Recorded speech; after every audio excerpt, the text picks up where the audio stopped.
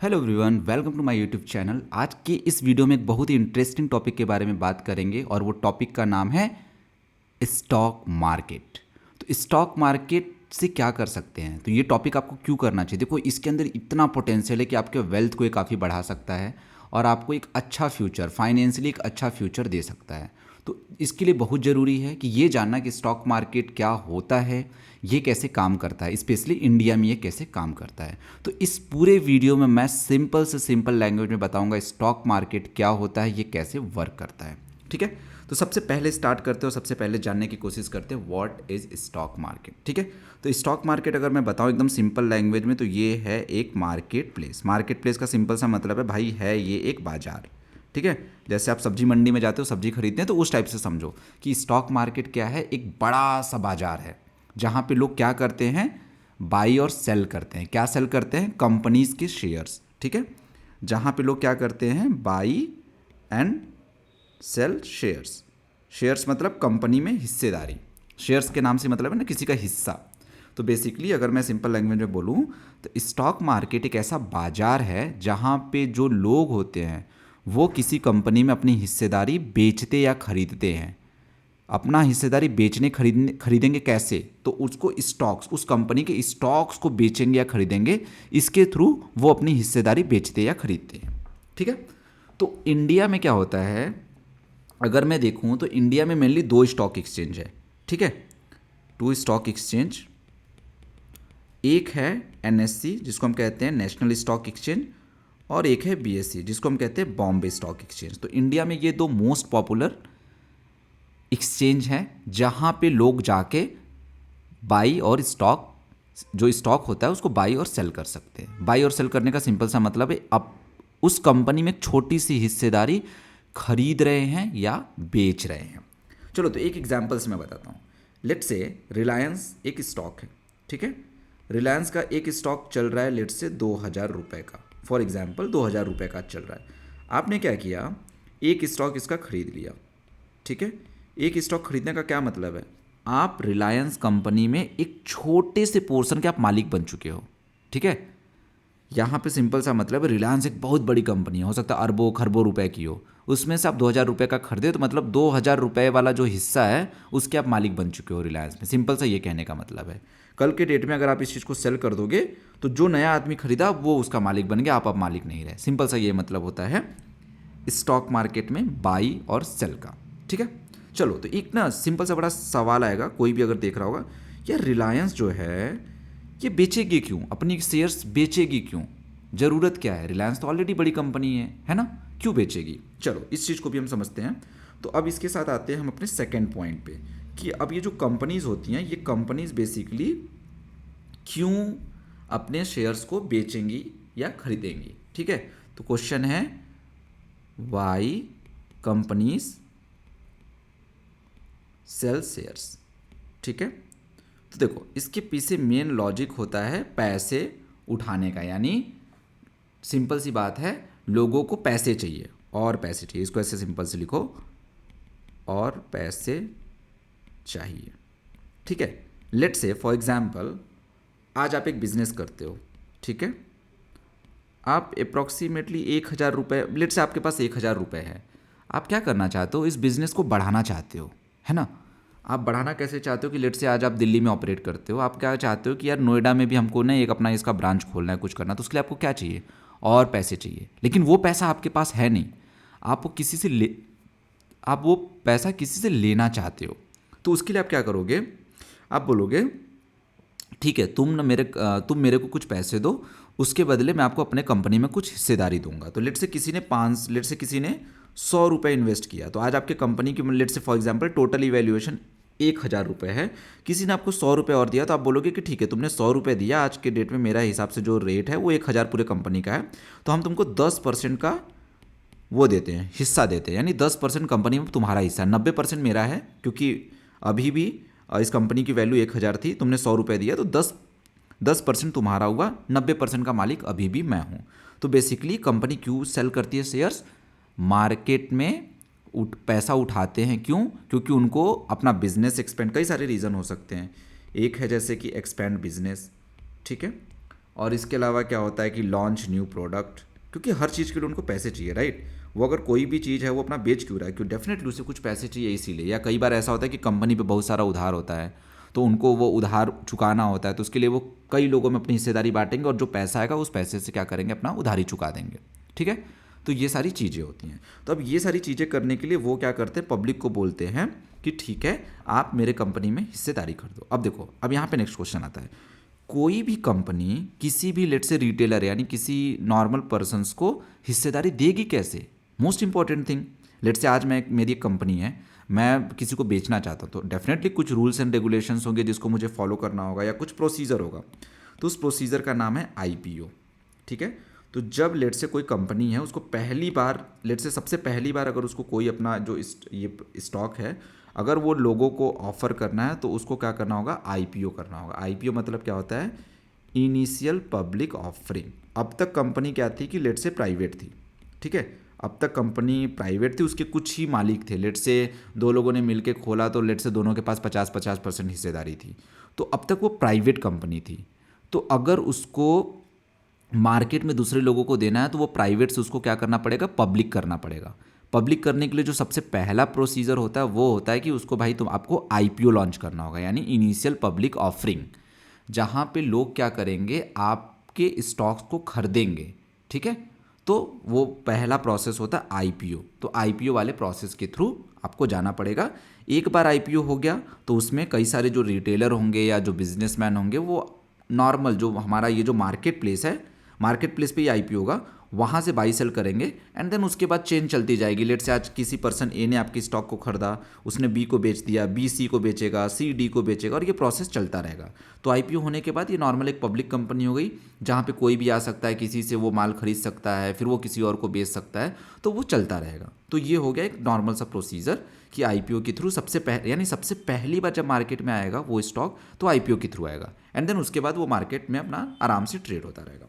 चलो, तो ये हो गया ये वाली चीज़ कि अच्छा कोई भी चीज़ होती है, कोई भी कंपनी जो होती है वो लॉन्च अगर होती है पब्लिक में तो कैसे होती है।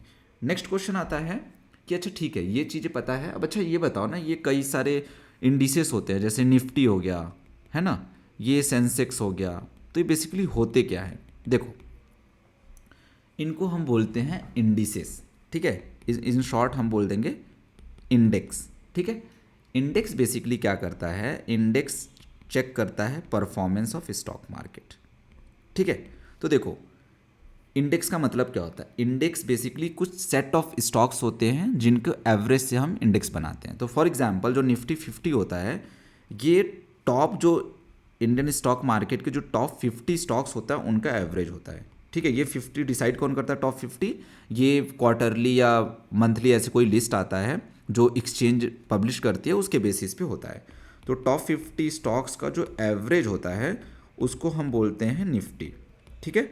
तो अब देखो, तुम 50 स्टॉक को ट्रैक करो, उससे कहीं अच्छा है कि तुम निफ्टी को ट्रैक करो। अगर निफ्टी ऊपर जा रहा है, लेट्स से निफ्टी है ये ऊपर जा रहा है, ऊपर जाने का क्या मतलब है, यानी वो स्टॉक्स ऊपर जाएंगे, स्टॉक्स ऊपर जा रहे हैं तभी तो निफ्टी ऊपर जाएगा, क्यों, क्योंकि वो उसी का एवरेज है, राइट। तो इस इंडेक्स को ट्रैक करके हम बता सकते हैं कि अच्छा कोई भी इकोनॉमी या वो जो टॉप 50 स्टॉक है देश के वो कैसे परफॉर्म कर रहे हैं। अगर अच्छा परफॉर्म करेंगे तो निफ्टी का इंडेक्स भी ऊपर जाएगा और वो स्टॉक भी ऊपर जाएंगे, बेकार परफॉर्म करेंगे तो दोनों नीचे जाएगा, ठीक है। तो जैसे ये निफ्टी 50 टॉप 50 का, वैसे सेंसेक्स बीएसई यानी जो बॉम्बे स्टॉक एक्सचेंज है उनके टॉप 30 स्टॉक्स का होता है, ठीक है। तो ये जो टॉप 30 अगेन बीएसई उसका लिस्ट प्रोवाइड करती है और उसके अकॉर्डिंग चलता रहता है। तो इन इंडिसेस के थ्रू क्या होता है, इन इंडिसेस के थ्रू बड़ा आराम से पता चल जाता है कि इकोनॉमी क्या है या मार्केट का स्ट्रक्चर क्या है, मार्केट ऊपर जा रहा है नीचे जा रहा है। तो ये सब सारी चीज़ें ट्रैक करना काफ़ी आसान होता है, ठीक है। चलो, ये बेसिक चीज़ हो गई। अब हम बहुत इंपॉर्टेंट चीज़ पे आते हैं कि स्टॉक मार्केट काम कैसे करता है। अब तक हम समझ गए कि स्टॉक मार्केट क्या होता है, आईपीओ क्या होता है, कोई कंपनी पैसे उठाती क्यों है। अब चलो नेक्स्ट मोस्ट इंपॉर्टेंट थिंग कि ये स्टॉक मार्केट काम कैसे करता है, ठीक है, हाउ इट वर्क्स। देखो, अब इसमें क्या होता है, मार्केट में कुछ स्टॉक्स हैं, ठीक है। तो अब क्या होता है, बेसिकली इस मार्केट प्लेस में एक ऑक्शन होता है, यानी लेट से कोई चीज़ बेचना चाहता है। लेट से आप एक पर्सन ए हो, आपके पास कुछ स्टॉक है, आप बेचना चाहते हो। लेट से कोई चीज़ आप 50 रुपये बेचते, आप ऑक्शन करोगे कि यार मैं 50 रुपये का बेचना चाहता हूँ, कोई लेगा क्या। तो उसके करस्पॉन्डिंग लेट से अगर कोई सेलर है वो इंटरेस्टेड है तो वो इस माल को खरीद लेगा। ठीक है, तो यानी ऑक्शन प्रोसेस होता है, यानी एक कोई बेचेगा तो एक उसको खरीदेगा। तो इस तरीके से स्टॉक एक इंसान से दूसरे इंसान के हाथों में जाता है। ठीक है, तो इस तरीके से स्टॉक मार्केट वर्क करता है। अब देखो एक बड़ा इंपॉर्टेंट चीज़ है, तो यहाँ पे कोई प्राइस बढ़ता या घटता कैसे है। लेट्स से आपने 50 का बेच दिया, फिर ये 55, 60, 65 ऐसे कैसे जाएगा। चलो इसको ना एक एग्जांपल से समझते हैं। लेट्स से एक स्टॉक है, स्टॉक ए, इसका अभी प्राइस 100 रुपये है। ठीक है, लेकिन फॉर एग्जांपल लेट्स से ये जो स्टॉक ए है, इस कंपनी ने बहुत अच्छा रिजल्ट दिया और लोगों को अब लग रहा है कि यार ये 100 रुपये है ना, आने वाले 2-3 महीने में 200 रुपये जा सकता है। तो लोग क्या करेंगे, इसको खरीदना स्टार्ट करेंगे, यानी डिमांड आ जाएगी। तो जो चीज़ लोगों को अब 200 तक जा सकती है तो वो 100 रुपये में मिले तब भी खरीदेंगे, 105 मिले तो भी खरीदेंगे, 110 में खरीदे मिलेगा तो भी खरीदेंगे। यानी इन शॉर्ट डिमांड बढ़ गई, डिमांड बढ़ गई, यानी अगर उस चीज़ को आप थोड़ा महंगा भी बेचोगे ना, लोग खरीद लेंगे। क्यों? क्योंकि उनको पोटेंशियल दिख रहा है कि यार हमने 120 में भी लिया, 150 में भी अगर भी ले लिया ना, तो हमें अभी भी रिटर्न, अभी भी अच्छा पोटेंशियल है, यानी 150 से 200 जा सकता है। तो ये जो डिमांड बढ़ी, डिमांड पहले बढ़ी 100 रुपये से, तो 100 से 105 आया, फिर लोगों को लगा यार अभी भी खरीद सकते हैं, अच्छा इन्वेस्टमेंट है, तो 105 पे लोग खरीद के 110 लाए, 110 से 120 लाए, 120 से 150 लाए, क्योंकि उनको पता है यार 200 तक जाने की काफ़ी हाई प्रोबेबिलिटी है। तो लोग क्या करेंगे, ऐसे स्टॉक्स को और खरीदेंगे, और खरीदेंगे यानी डिमांड करेंगे, डिमांड उनकी रहेगी और इसका स्टॉक्स का प्राइस बढ़ता रहेगा। ठीक है, अब देखो मैंने ये सारी चीज़ें बोला, तो अब देखो हर जगह पे कोई भी चीज़ अगर कोई इंसान खरीदेगा तो कोई तो होगा जो उसको बेचेगा। ऐसा कभी नहीं होगा किसी लोग खरीद रहे हैं कोई बेचने वाला तो है ही नहीं। तो हमेशा एक बायर के करस्पॉन्डिंग एक सेलिंग होगा, लेकिन कौन ज़्यादा वेट करता है वो ज़्यादा इंपॉर्टेंट है। Weight in the sense weightage वाला, यानी कौन भारी है। लोग अगर खरीदना स्टार्ट किए 100 रुपये वाली चीज़ के लिए 110 देना चाहते हैं तो सिंपल सा वो तेज़ी से दाम ऊपर जाने लगेगा। सिमिलरली इसका काउंटर एग्जाम्पल सोचो कि लेट से आज कोई स्टॉक 100 रुपये है, ठीक है, कंपनी ने बहुत ही बेकार परफॉर्मेंस किया, अब लोगों को लग रहा है यार कि ये जो स्टॉक है ना 100 रुपये से आ सकता है 50 रुपये, तो लोग क्या करेंगे, माल बेचना स्टार्ट करेंगे। इवन तो बायर होंगे खरीदने के लिए, लेकिन तेज़ी से बेचेंगे। अगर कोई किसी को लग रहा है यार 50 रुपये तक जा सकता है, तो यार कोई उसको बोलोगे कि यार 90 रुपये में चलो मैं बेचने को, तो वो 90 में बेचेगा। क्यों? क्योंकि यार 50 तक तो नहीं पहुंचा ना, अभी 40 रुपये अपना घाटा बचा रहा है, 90 से 80 जाएगा, 80 से 70 जाएगा, तो लोग बेचते रहेंगे। यानी जो बेचने की प्रक्रिया है वो ज़्यादा फास्ट है, यानी बेचने के लिए लोग ज़्यादा उतावले हैं। थोड़ा कम दाम भी मिले चलेगा, क्योंकि लोग अब उस माल को बेच के उससे बाहर आना चाहते हैं। ठीक है, तो इस तरीके से स्टॉक के प्राइसेस गिरते हैं, और जो इसके पहले समझाया उस तरीके से स्टॉक के जो प्राइसेस होते हैं वो बढ़ते हैं। ठीक है, तो अब देखो, अब ये चीज़ें आपने समझ गया कि स्टॉक प्राइस बढ़ते कैसे हैं, स्टॉक प्राइस घटते कैसे हैं, स्टॉक मार्केट क्या होता है ना, कंपनी क्यों लॉन्च करती है, अपने स्टॉक्स को क्यों बेचती है। अब नेक्स्ट इंपॉर्टेंट चीज़ कि यार आप कैसे इसमें इन्वेस्ट कर सकते हो। अगर आप लेट से रिलायंस की स्टॉक खरीदना चाहते हो, आप बेचना चाहते हो, तो आप कैसे कर सकते हो। ठीक है, हाउ, तो अगला सवाल है हाउ यू कैन इन्वेस्ट। ठीक है, तो देखो आपको इन्वेस्ट करना है तो उसके लिए सबसे पहले होना चाहिए आपके पास डीमैट अकाउंट। तो जैसे पैसे का ट्रांजेक्शन्स करने के लिए आपको चाहिए होता है बैंक अकाउंट, वैसे ही स्टॉक का ट्रांजेक्शन करने के लिए आपको क्या चाहिए, एक डीमैट अकाउंट। डीमैट क्या है, स्टॉक्स के लिए समझो कि एक बैंक अकाउंट है। ठीक है, तो अगर आपके पास डीमैट अकाउंट है तो आप उसमें स्टॉक्स का बाई सेल कर सकते हो। ये डीमैट अकाउंट मिलेगा कहाँ से, उसके लिए आप कई सारे ब्रोकर्स की हेल्प ले सकते हो। जैसे एक ब्रोकर है जीरोधा, ठीक है, एक ब्रोकर है अप स्टॉक्स, या अप एक ऐसे और ब्रोकर है ग्रोथ। ऐसे करके मार्केट में बहुत सारे ब्रोकर हैं, उन ब्रोकर के पास जाके आप अपना डीमैट अकाउंट खुलवा सकते हो। डीमैट अकाउंट खुलवाने के बाद आप उसके अंदर पैसे ऐड करके अपने स्टॉक्स को बाई और सेल कर सकते हो। चलो, तो ये हो गया एक बेसिक सी चीज़। अब नेक्स्ट एक और चीज़ देख लेते हैं कि इसमें लोग पैसे कैसे कमाते हैं। देखो एक पैसे तो चलो क्लियर कट है कि एक कैसे है कि आपने कम पे खरीद के बाद में बेच दिया।